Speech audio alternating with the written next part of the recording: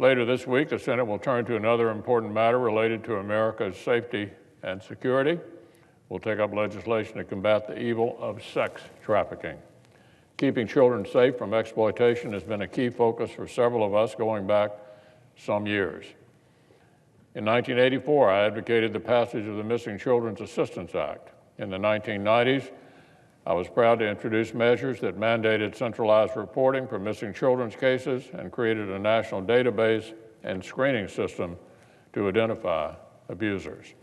In 2003, I joined a number of colleagues as founding members of the Senate Caucus on Missing, Exploited, and Runaway Children.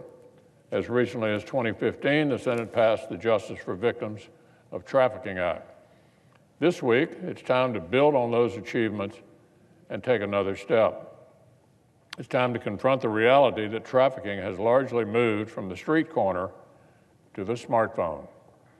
From 2010 to 2015, the National Center for Missing and Exploited Children saw reports of suspected child sex trafficking increase more than 8-fold. Last year alone, more than 8,500 cases were reported to the National Human Trafficking Hotline.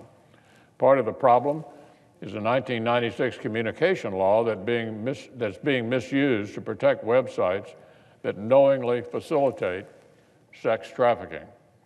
The legislation before the Senate will reform that law and ensure these institutions can be held accountable for facilitating these heinous crimes.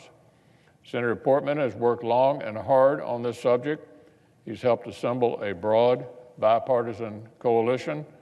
I would urge everyone to join me in voting to advance this legislation later this afternoon. Now,